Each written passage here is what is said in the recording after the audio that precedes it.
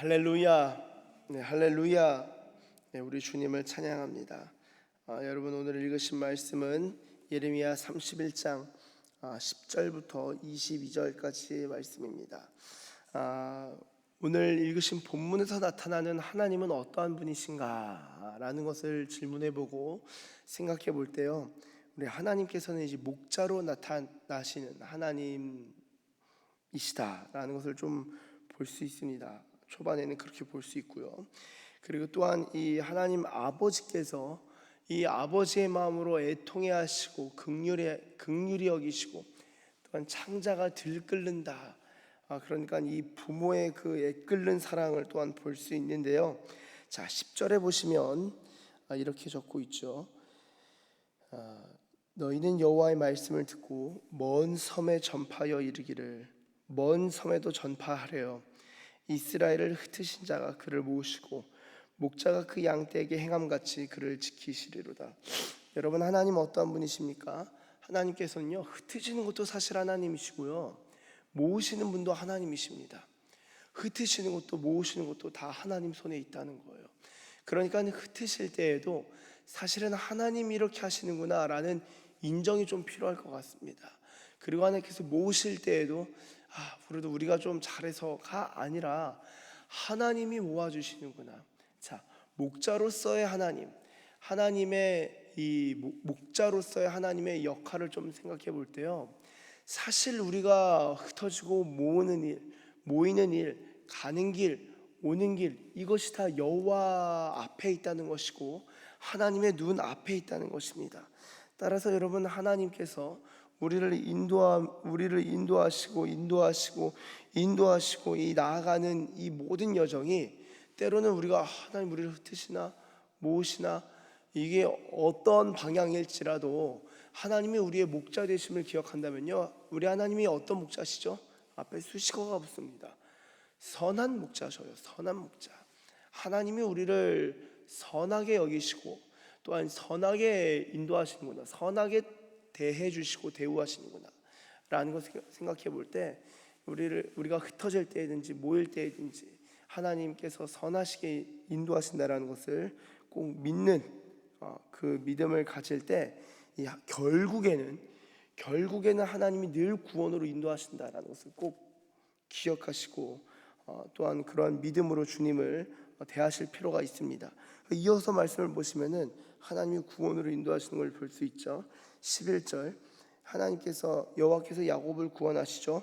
그리고 그들보다 강한 자의 손에서 속량하셔요. 이 속량하시니까 이 속량하는 것, 이 사시는 것, 이 포로를 해방시키시고 자유케 하시는 것. 그래서 12절에 보시면 그들이 와서 시온의 높은 곳에서 찬송하며 여호와의 복 곧 곡식과 새 포도주와 기름 그리고 어린 양의 때 소의 때를 얻고 크게 기뻐하리라. 자, 보세요. 하나님께서 이스라엘 백성들을 이제 모으시는 거죠. 이끄시는 거예요. 속량하셔서 시온에 두십니다. 자, 저희가 어제 시온으로 가는 길에 대해서 성경을 다 찾아볼 수는 없었고 이제 시편에서 좀 중심으로 해서 좀 찾아봤었는데요, 하나님께서 지금 먼 섬에도 전파하는 거예요. 그러니까 지금 이스라엘 뿔뿔이 흩어진 데에서 하나님께서 쫙 모으셔서 결국에는 어디로 모아가시는 거죠? 시온으로 모아가시는 거예요. 여러분, 시온에서 하는 일이 무엇이냐? 사실 이스라엘 백성이 시온에서 하는 것은 이 주님을 예배하고 찬양하는 일입니다. 그래서 말일에, 예언서를 보면 말일에 혹은 여호와의 날에 우리가 시온으로 이를 것이다 할 때 그 시온에서는 율법이 나온다, 말씀이 나온다, 그리고 우리는 주님을 예배한다, 경배한다, 경외한다, 이런 표현들이 예언서에 계속적으로 나옵니다. 그러니까 이 시온으로 간다라는 것은 하나님의 말씀이 명백하게 들리는 곳이고요, 이스라엘 백성은, 시온의 백성들은 하나님의 말씀을 명백히 듣고 주님을 경외하고 주님을 경배하고 찬양하는 일이 계속적으로 이루어지는 것이죠. 자, 그렇게 볼 때 시온에서의 삶의 특징은 무엇일까요? 이 예배의 삶입니다. 그리고 하나님께 굉장히 집중되어 있는 상태, 삶, 일상이라고 할 수 있는 것이죠. 이것이 시온에서의 삶이고요. 나머지는 시온에서 누리는 삶인데요. 하나님께서 어떤 복을 주십니까?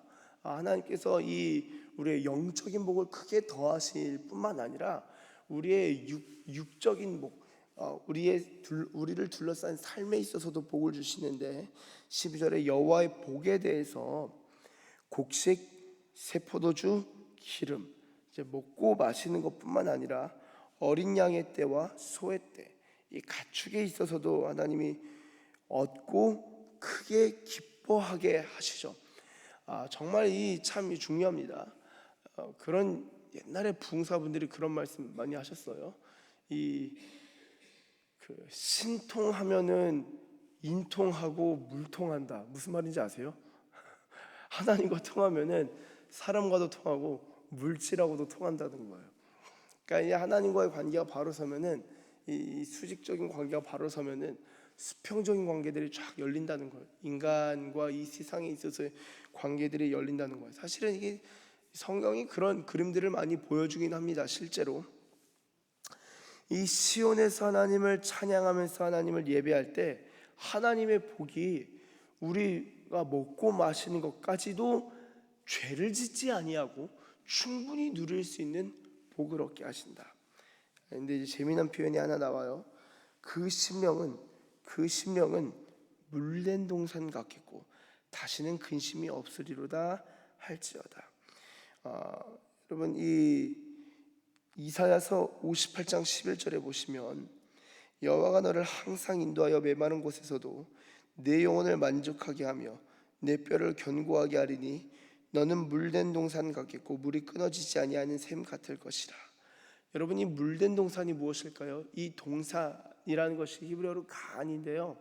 동산, 물된 동산 하는 순간 떠오르시는 동산이 이제 우리도 있죠. 에덴 동산. 여러분 에덴 동산에 물이 되어 있습니까? 물이 많습니까? 있죠. 에덴 동산에서 강이 네 근원이 나오잖아요. 그렇죠? 하윌라, 그냥 기혼, 구스, 이렇게 지금 기억이 안 나네요. 이 강의 이름들이 쭉 나오면서 이 에덴으로부터 강이 쭉 흘러나오죠. 그렇죠? 이 네 강이 쫙 흘러나옵니다. 이게 에스겔 선지자에서는요 성전으로부터 이 주 보좌로부터 물이 흘러 이런 찬양도 있죠. 이 주님의 성전으로부터 물 그리고 강이 쫙 흘러나가는 거. 그래서 닿는 곳마다 새로워지. 그래서 사해까지 염해까지 쭉 가서 이 바다까지 새롭게 하는 거예요. 이런 그림이 사실 에덴부터 시작되는데요. 이 예언자들도 뿐만 아니라 이 계시록에서도 그런 그림이 나타나는데 물된 동산 같다라는 것은요 에덴을 딱 떠올리게 됩니다. 동산인데 물이 되어 있는 동산. 자, 그런데 재미난 것은 이 이사야서 58장과 달리 여러분 예레미야 31장에서의 물된 동산은 심령과 관련되어 있다. 심령. 자, 31장 12절에 그 심령은 물된 동산 같다. 자, 그럼 이거 무슨 말일까요? 우리의 몸이, 우리의 삶이 물된 동산이 아니라 심령이 물된 동산 같다는 것은요 우리 마음이 에덴 동산의 때와 같을 것이다. 여러분 우리의 심령이 에덴 동산의 때와 같다라고 좀 제가 의역을 했는데요 어떤 이미지가 떠오르세요? 에덴 동산에서의 삶은요 사실상 눈에 보이는 것을 걱정하며 살아가는 삶이 아니었습니다. 모든 것이 주어졌어요. 모든 것이 주어져서 에덴 동산에서 모든 것을 누리는 삶이었어요. 그 누림이 어디서부터 시작됐을까요? 하나님과의 관계를 누리는 것으로부터 시작했습니다. 하나님과 굉장히 친밀하게 동행했던 때가 에덴 동산의 때예요. 그럼 우리 심령이 에덴 동산과 같다, 물된 동산 같다라는 것은요 하나님과의 관계에 있어서의 충만함을 경험하는 것입니다. 자, 여러분 이 일이 어떻게 일어났나요? 이 물된 동산 같겠고 그 다음에는 다시는 근심이 없을 것이다. 이 평안, 안식 가운데 있다라는 것이죠. 이 물된 동산, 기쁨, 에덴 동산이 이제 기쁨의 동산이죠. 그런 것들이 우리 심령 가운데 임하는데 이게 어떻게 시작된 것입니까? 제가 아까 말씀드린 목자이신 하나님의 인도함으로부터 시작된다라는 거예요. 하나님 우리를 인도해 가시는 거예요. 시온으로 인도해 가시고 그 다음에 우리의 몸만 인도하시는 게 아니라 우리의 심령을, 우리의 마음을 드립을 해 가시는 거예요. 하나님께서 우리의 심령이 곤고하고 낙심하고 낙담한 심령으로 남겨두시는 것이 아니라 우리의 심령을 드립을 해 가시면서 이끌어 가시면서 에덴 동산으로 인도하신다라는 것입니다. 자, 그럴 때 13절, 그때는 처녀는 춤추며 즐거워하고요 청년과 노인은 함께 즐거워하리니 슬픔을 돌려서 즐겁게 하고 위로하고 근심으로부터 기쁨을 얻게 할 것입니다. 근데 이것으로 끝나는 것이 아니라 14절, 제사장들의 마음을 흡족하게 하며 내 복으로 내 백성을 만족하게 하리라 여호와의 말씀이니라. 여러분, 지금 이 예레미야 시대의 상황을 생각해 보면은 아직 노예의 때예요. 아직 힘들어요. 어려움이 있어요. 어려움이 있습니다. 자, 그런데 주님이 복을 주신다는 거예요. 이게 되게 중요해요. 이 복이 왜 중요하냐? 우리의 삶은 지금 복이 아니잖아요. 지금 당장의 내 몸은, 내 처지는, 내가 서 있는 것은 완전 저주거든요. 근데 하나님은 이 저주와 야곱의 환난 가운데서 복을 말씀하시고 소망을 말씀하시고 미래의 안전과 시온을 선포하시고 약속하신다는 거예요. 자, 이스라엘 백성들이 무엇을 그럼 받아들이고 붙들고 이해해야 되는가? 이 상황에 대한 어려움도 있지만 이 상황에 대해서 간구도 해야 되지만 이 간구가 내 상황을 한탄하고 내 상황을 비관하면서 눈물로만 간구하는 게 아니라 이 눈물은 두 가지가 있다는 거예요. 자신의 상황에 대한 이 안타까움과 이 정말 한탄함, 주여 간구하면서 울면서 시온에 돌아갈 것도 있지만 희망과 소망과 약속에 대한 정말 그 기다리는, 소망하는, 그리고 하나님이 우리를 환난 중에라도 버리지 아니하셨구나 라는 감사와 소망의 눈물도 포함되어 있다는 것입니다. 단순히 우리가 우리의 상황만 비관하면서 기도하는 것은요, 사실 그 되게 유교적입니다. 여러분, 유교적인 거예요. 이 집안에 사람이 죽으면 아이고 이제 가면 언제 오나, 이제 가면 언제 오나. 죽음에도 소망이 없어요. 예수 믿는 사람들은 죽음에도 소망이 있습니다. 부활의 소망이 있어요.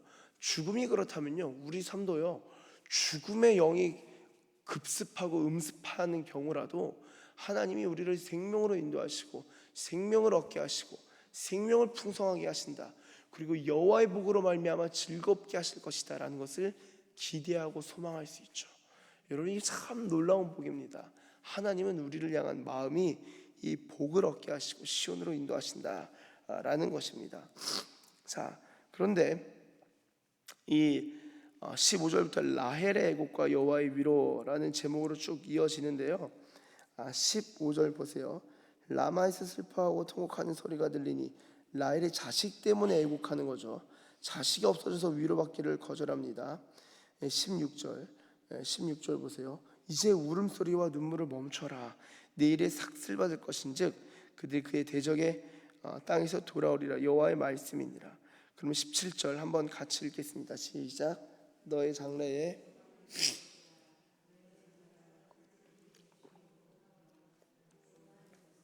아멘. 장래에 소망이 있죠. 자, 근데 이 재미난 표현을 16절에서 찾을 수 있습니다. 네 눈물을 멈추어라. 내일에 삭슬 받을 것이다. 내일에 보상, 내일에 삭슬 받을 것이다 라고 합니다. 여러분, 이 삭슬 받는다는 게 무슨 말입니까? 하나님의 이 갚으심이 있다는 거예요. 수고에 대한 하나님의 응답이 있다는 거예요. 자, 그러면은 이스라엘 백성들이 수고한 게 뭐가 있나요? 이 하나님의 백성들이 지금 어떤 일을 한 거죠? 어떤 일에 삭슬 받는 것일까요? 어떤 일에 이거 삭슬 받아야 되잖아요. 그래서 하나님이 지금 돌이켜 주시는 거잖아요. 그 일이 뭐냐는 거예요. 우리도 그거 알면 그거 하면 되잖아요. 그렇죠? 여러 가지가 있겠습니다만 여러분, 저는요 저는요, 이 말씀을 묵상하면서 이 일에는 하나님께 간구하는 것, 하나님께 마음으로부터 돌이켜서 하나님을 찾고 간구하는 것, 그 되게 그리고 대단히 중요한 일입니다. 우리의 마음을 하나님께로 돌이키고 하나님 주는 주의 일을 수년 내에 부응케 하옵소서. 주님, 우리를 향한 주님의 약속이 있고 주님, 우리를 향한 주님의 계획이 있사온데 주님 그 계획을 실행하시고 우리를 향한 주님의 마음을 표현하시고 나타내 주시옵소서 라고 기도하는 거예요. 그래서 예언서를 잘 보면요, 너희는 내가 이 일을 행할 것이라, 그러나 너희는 이 일이 이루어지기를 구하여야 할 것이니라, 이런 표현이 나옵니다. 그러나 이루어지기를 구하여야 할 것이다. 여러분, 어떤 일에 삭슬 받는 것입니까? 그리스도인들은요, 사실 여러분, 이 새벽에 기도하는 것은요 대단히 수고하는 일입니다. 이 새벽에 주님 앞에 나와서 기도하는 일은요, 우리가 일하는 시간인 거예요. 이 어떤 일들, 많은 일들이 있잖아요. 오늘 하루의 일상이 있는데 여러분, 그 기도를 자꾸 쌓아놓는다라는 표현을 하는데요, 그걸 또 이제 뭐 되게 비난하시고 비판하시는 분들이 계셔요. 무슨 기도를 쌓아놓냐, 그런 거 아니다. 기도는 다 주님이 들으시고 하는 건데. 근데 이제 비유죠, 비유. 그것도 저는요, 어떤 의미로 뭐 그 편이 뭐 적절한 것 같지는 않지만 어떻게 보면은 또 한편 이해가 되는 좋은 편이다라고도 생각을 합니다. 여러분, 이 새벽에 차곡차곡 기도를 쌓아가는 것은요, 이 기도도 제가 볼 때 이 총량의 법칙이 있어요. 그래서 기도를 하시는 기도자들, 기도하시는 목사님들을 보면은 이 기도가 많이 쌓인 분들이 있습니다. 그래서 이제 기도와 관련된 책을 보시면요, 기도와 관련된 책을 보시면은 실제로 저분은 되게 짧게 기도하는데 왜 이렇게 응답이 잘 되지? 왜 잘 될까요? 이엠 바운즈 목사님도 그랬어요. 그가 짧게 기도하는데도 응답이 잘 되는 이유는 무엇 때문이냐라고 할 때, 그 이유는요, 그는 평소에 기도를 많이 했기 때문이다. 짧게 기도해도 응답이 되는 이유는 이미 많은 기도가 그 안에서 이루어졌기 때문이라고 이야기를 합니다. 여러분, 정말 우리가 하나님 앞에 짧게 기도해도 응답받는 그 삶요, 그리고 하나님 앞에서 기도하고 간구하는 그 삶요, 우리가 하나님 앞에 간구할 때 그것은 하나님이 일로 여겨주신다는 거예요. 그리고 우리의 기도에 있어서 응답하시는 것을 삭슬 주신다, 보응해 주신다, 응답해 주신다라는 것입니다. 그러니까 기도하는 것이 얼마나 중요합니까? 특별히 말씀의 약속의 말씀을 붙들고 기도하는 게 얼마나 중요합니까? 그래서 저는요, 이 교회를 향한 정말 주님의 약속으로 제가 붙들었거든요. 이 말씀을 두고 자꾸 나누고 기도하는 거예요. 하나님, 이 교회 가운데 빛이 비칠 텐데 어떻게 비칩니까? 우리 영혼에 불이 켜질 텐데 우리 영혼의 불이 어떻게 켜질까요? 주님 기대합니다. 주여 불을 켜주세요. 자꾸 기도하는 거예요. 그게 일한다라는 겁니다. 왜 그게 일입니까? 하나님이 일하셔야 되니까. 그 기도를 통해서 이루어진다는 거예요. 그래서 여러분, 하나님의 사람들은요, 골방에서 열방을 통치하는 자들이에요. 골방에서 열방을 통치하는 자들이에요. 가정에서 기도자가 세워지면요, 골방에서 기도할 때 우리의 가정과 가문과 친척, 일가 친척들이 하나님께로 돌아온 일들이 이루어지기 시작하는 겁니다. 하나님이 일하시는 건데 그게 기도를 통해서 주님이 우리의 기도를 들으시고 우리가 기도하실 때까지, 어떤 의미로는 기도하실 때까지 일하지 않으시는 경우도 있습니다. 여러분, 이스라엘 백성이요, 울며 씨를 뿌리고 하나님 앞에 애곡하고 통곡하고 하나님 앞에 부르짖을 때 주님 그걸 일로 여기시고 삭스로 받아주신다는 거예요. 이렇게 하나님과의 교제가 있으면서 장래의 소망이 있을 것이다 하나님 말씀하시는데요, 참 나눌 말씀이 오늘 이 본문 한 구절 한 구절이 정말 이 진한 엑기스와 같아서 여러분 한 구절 한 구절만이라도 묵상해 보시면 참 좋겠는데요. 보시면은 20절만 잠깐 보고 마무리하도록 하겠습니다. 자, 에브라임은 나의 사랑하는 아들, 기뻐하는 자식이 아니냐. 내가 그를 책망하여 말할 때마다 깊이 생각하노라. 그러므로 그를 위하여 내 창자가 들끓으니 내가 반드시 그를 불쌍히 여기리라. 여호와의 말씀이니라. 여러분, 이 예레미야 31장 이 20절에서 하나님께서 이 기뻐하는 아들을 나의 기뻐하는 자식에 대해서 책망하여 말할 때마다 깊이 생각한다. 이 깊이 생각한다는 게 이 자카르라는 동사를 반복적으로 씁니다. 자카르한다. 이 깊이 속으로 되뇌인다는 거예요. 자, 그러면요, 하나님의 책망을 생각해 봅시다. 하나님이 우리의 죄를 보고 그냥 냅다 그냥 큰 소리 빽 지르면서 야, 내가 하지 말라 그랬지, 이런 게 아니라 이 속에서 하나님이 들끓으시면서 되뇌이면서 생각하시면서 나오는 한마디라는 거예요. 자, 그때의 한마디는 우리를 파멸시키는 한마디가 아니라 우리를 구원으로 불러들이시기 위한 책망의 한마디라는 거예요. 그것이 주님의 마음입니다. 사랑하는 여러분, 하나님께서 정말 우리가 하나님의 이 말씀을 받지 못하고 이 정말 주님의 교훈을 받지 못하고 이 하나님의 멍에를 예수님의 멍에를 매지 못하고 이 적국, 이 우상들의 멍에를 메고 이 사람들의 멍에를 메고 살아가는 우리들에게 그 멍에를 벗어버리고 이 하나님의 교훈, 예수님의 교훈을 받으라 말씀해 주시는 거죠. 이 가르침을 받고 교훈을 받고 때로는 책망받을 때라도 하나님은 우리를 향한 생각하심이 정말 무궁무진하고 우리를 향한 주님의 생각은 셀 수 없이 많습니다. 시편 139편에서 그렇게 고백하잖아요. 우리를 향한 주의 생각은 너무 많아서 셀 수가 없습니다.